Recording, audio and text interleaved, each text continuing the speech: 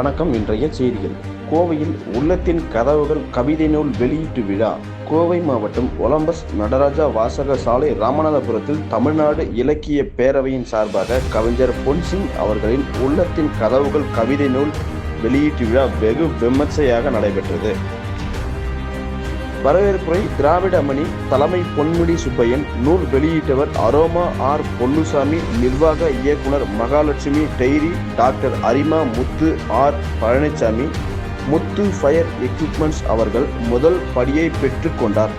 கவிதாயினி me Uma Maheswari பட்டிமன்ற பேச்சாளர், ஆயுள் காப்பீட்டுக் கழகம் கோவை நூல் மதிப்பீடு செய்து சிறப்புரையாற்றினார்.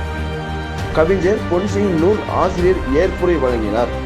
புலவர் சி சோதிநாதன் நன்றி உரையாற்றினார். இவ்விழாவிற்கு புலவர்கள், தமிழ் அறிஞர்கள், வாசகர்கள், இலக்கிய வட்டத்தைச் சேர்ந்த கவிஞர்கள், எழுத்தாளர்கள் ஆகியோர் கலந்து கொண்டு விழாவை சிறப்பித்தனர்.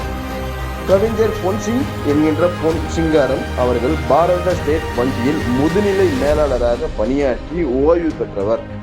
இவர் ஒரு கவிஞர், எழுத்தாளர், சிறுகதை கட்டுரைகள் எழுதுபவர். இவரது படைப்புகள் உண்மை, உறங்கும் நேரம், உறவும் பிரிவும், உன்னதங்களில் ஓசன்னா, உள்ளத்தின் கதவுகள் ஆகிய வாசகர்களிடையே மிகவும் பிரபலம் அடைந்துள்ளது.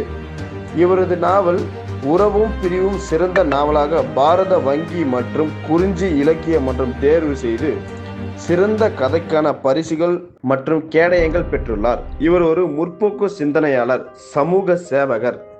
இலக்கிய பணியும் சமூக பணியும் இரண்டு கண்களாக பாவித்து வருகிறார்.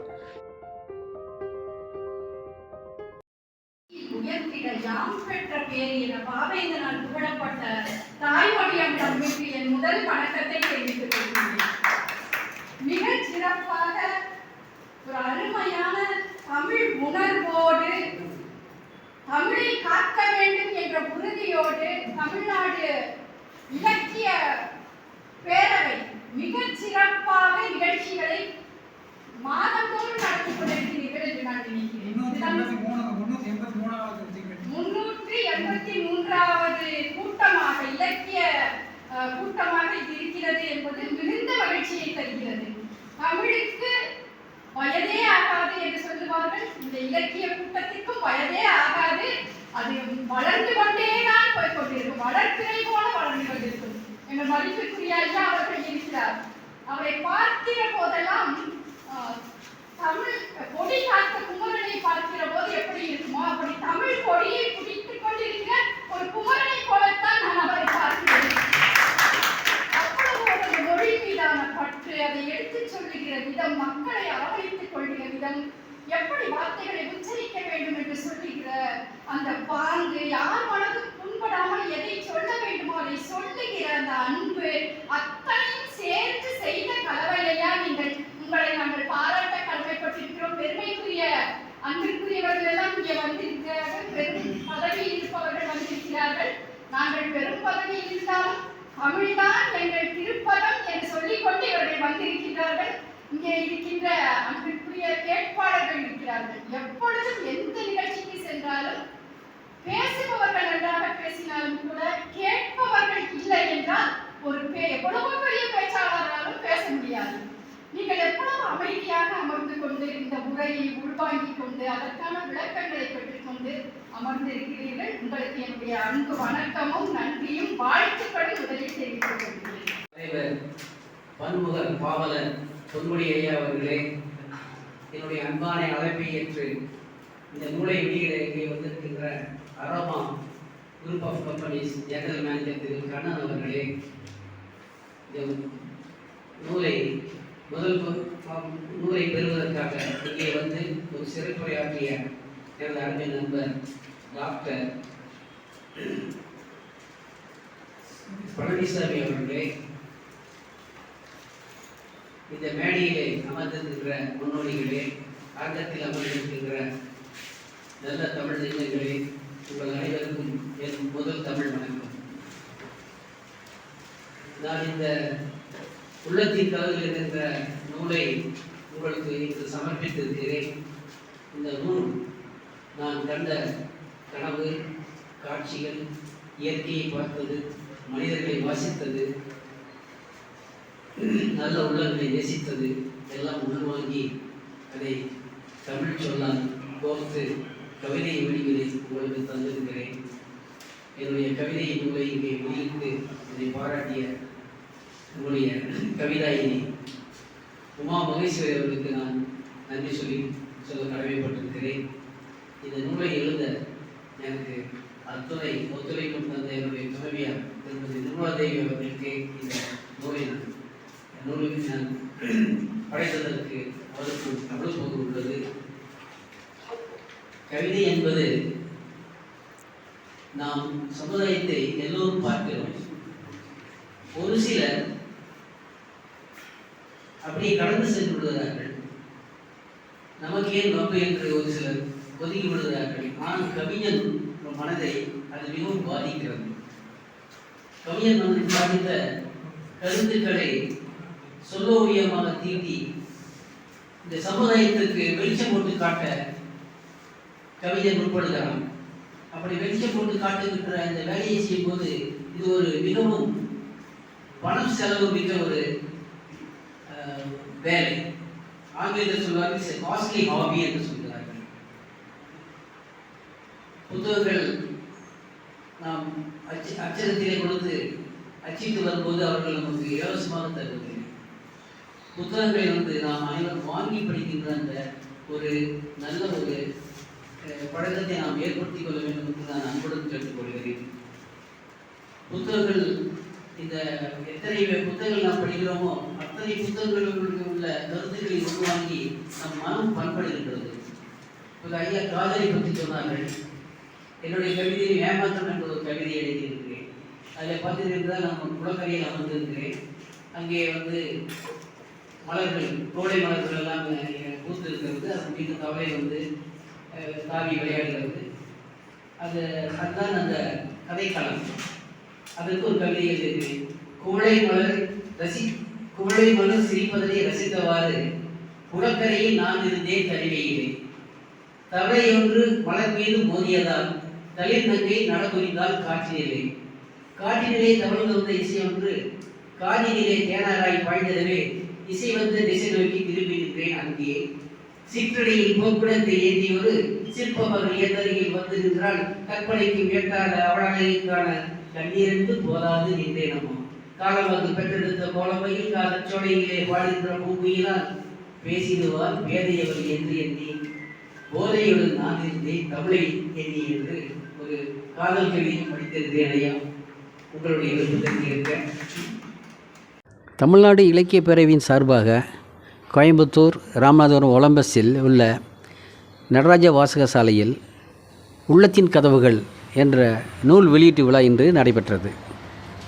இந்த நூலை எழுதிய ஆசிரியர் என்ற முறையிலே நான் உங்களுக்கு இந்த பேட்டியை அளிக்கின்றேன். என்னுடைய உள்ளத்தின் கதவுகள் என்ற இந்த கவிதை நூலை அரோமா ஆர் பொன்னுசாமி அவர்கள் வெளியிட்டார்கள். முதல் பிரதியாக டாக்டர் அரிமா முத்து ஆர் பழனிசாமி அவர்கள் பெற்றுக்கொண்டார்கள். இந்த நூலுக்கு இந்த நூலை கவிதாயினி உமா மகேஸ்வரி அவர்கள் ஆய்வு செய்து சிறப்புரையாற்றினார்கள். இறுதியில் இந்த நூலுக்கு கவிஞர் பொன்சிங் ஆகிய நான் ஏற்புரையை ஆற்றினேன். அதன் பிறகு புலவர் சோதினான் அவர்கள் இந்த விழாவிற்கு வந்தவர்களுக்கு அனைவருக்கும் நன்றி தெரிவித்தார்கள். இந்த விழாவின் முத்தாய்ப்பாக அரிமா முத்து டாக்டர் ஆர் பழனிசாமி அவர்கள் 50 புத்தகங்களை தமிழ்நாடு இலக்கிய பேரவைக்கு வழங்கினார்கள் என்பது குறிப்பிடத்தக்கது. மேலும் இந்த விழாவிற்கு புலவர்கள், எழுத்தாளர்கள், கவிஞர்கள், வாசகர் வட்டம் அனைவரும் வந்திருந்து விழாவினை சிறப்பித்தார்கள். விழாவின் முடிவில் அனைவருக்கும் மதிய உணவு வழங்கப்பட்டு விழா சிறப்பாக நடைபெற்றது. பொன் சிங்காரம் என்பது என்னுடைய முழு பெயர். கதை கவிதைகளுக்காக என்னுடைய பேனா பெயர் கவிஞர் பொன்சிங் என்ற புனைப்பெயரிலே நான் நூல்களை எழுதி வருகிறேன். இதுவரைக்கும் 4 நூல்கள் எழுதியுள்ளேன். அதில் உறவும் பிரிவும் என்ற நாவல், உள்ளத்தின் கதவுகள் என்ற கவிதை தொகுப்பு, உண்மை உறங்கும் நேரம் என்ற கவிதை தொகுப்பு, உன்னதங்களில் யோசனை என்ற கவிதை தொகுப்பு ஆகிய 4 புத்தகங்கள் நான் எழுதியிருக்கிறேன். இந்த புத்தகங்களிலே உறவும் பிரிவும் என்ற நாவலுக்கு சிறந்த நாவல் என்ற பரிசை பாரத ஸ்டேட் பேங்க் வழங்கியுள்ளது. மேலும் குறிஞ்சி இலக்கிய வட்டமும் இதற்கு சிறந்த நாவலாக தேர்வு செய்து கேடயங்கள் வழங்கியுள்ளார்கள். இந்த நூலை வெளியிட்டவர் நம்முடைய மாண்புமிகு அமைச்சர் ஏவா வேலு அவர்கள் திருவண்ணாமலை வெளியிட்டார்கள் என்பது இதில் ஒரு சிறப்பான செய்தியாகும்.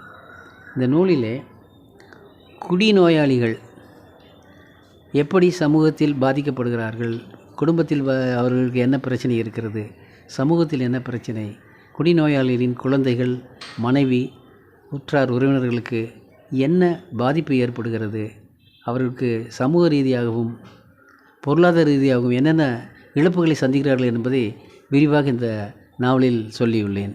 மேலும் குடிநோயாளிகளை அந்த நோயிலிருந்து விடுபட்டு அவர்களை தங்களுடைய வாழ்க்கைக்கு, சாதாரண வாழ்க்கைக்கு திரும்பச் செய்ய என்னென்ன மருந்துகள், மாத்திரைகள், என்னென்ன மருத்துவ உதவிகள் இருக்கிறது, எந்தெந்த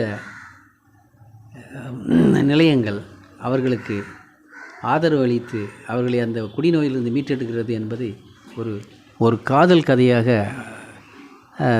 இதில் வலையாக பின்னி இந்த நாவலை நான் எழுதியிருக்கிறேன். இதில் சுமார் 500 புத்தகங்கள் இதுவரை விற்பனையாகி இருக்கிறது. இதுக்கு 2ஆம் பதிப்பு இப்பொழுது நாங்கள் போட்டுள்ளோம். மேலும் உண்மை உறங்கும் நேரம் என்ற கவிதை தொகுப்பை நான் எழுதியுள்ளேன். இந்த கவிதை தொகுப்பில் சமூக அவலங்களையும் பொருளாதார சிக்கல்களையும் அடித்தட்டு மக்கள், ஒடுக்கப்பட்ட மக்களின் பிரச்சனைகளையும் சமூக சீர்கேட்டையும் இதில் படம் பிடித்து காட்டியுள்ளேன். மேலும் சுற்றுச்சூழல் பாதுகாப்பு, மரம் வளர்ப்பு, பெற்றோர்களை பேணி பாதுகாப்பது ஆகிய தலைப்புகளிலும் இந்த உண்மை உறங்கும் நேரம் என்ற கவிதை தொகுப்புகளிலே நான் கவிதையாக வடித்துள்ளேன். மேலும் சமூக சேவை, இலக்கிய சேவையாக 2 சேவைகளையும் நான் செய்ய எனக்கு மிகவும் உறுதுணையாக இருக்கின்றவர் என்னுடைய துணைவியார் நிர்மலா தேவி என்பதை நான் இந்நேரத்தில் என்னுடைய இலக்கிய பணிகளுக்கும் சமூக சேவைக்கும் உற்ற துணையாக இருந்து என்னை ஊக்கம் தருபவர் என்னுடைய துணைவியார் திருமதி நிர்மலா தேவி என்று சொல்லிக்கொள்வதில் நான் மிகவும் பெருமைப்படுகின்றேன். என்னுடைய வெற்றிக்கு அவர்தான் பின்னால் இருந்து செயல்படுகிறார். மேலும் என்னுடைய இலக்கிய சேவை மற்றும் சமூக சேவையை பாராட்டி ரோட்டரி சங்கம் வாழ்நாள் சாதனையாளர் விருது வழங்கியுள்ளது. கோயம்புத்தூர் பேரூர் தமிழ் கல்லூரி பேரூர் ஆதீனம் அவர்கள் என்னை அழைத்து சிறந்த கவிஞர் என்ற பட்டத்தை வழங்கி பாராட்டி பரிசுகள் வழங்கியுள்ளார். கோவை கேஜி மருத்துவமனை சேர்மன் திரு டாக்டர் பக்தசலம் அவர்கள் என்னை அழைத்து பாராட்டி பரிசுகள் வழங்கியுள்ளார். மேலும் சூலூர் ஆர்விஎஸ் கல்வி குழுமத்தின் தலைவர் கேவி குப்புசாமி செட்டியார் அவர்கள் என்னுடைய இலக்கிய சேவையையும் சமூக சேவையும் பாராட்டி பரிசுகளும் வாழ்த்துக்களையும் தெரிவித்திருக்கிறார். என்னுடைய இலக்கிய பணி மேலும் மேலும் சிறக்க புலவர்கள், அறிஞர்கள், பத்திரிகையாளர்கள், சமூக ஆர்வலர்கள் ஆகியோர் எனக்கு துணை நிற்கிறார்கள் என்று சொல்வதில் எனக்கு மிக்க மகிழ்ச்சி அடைகிறேன்.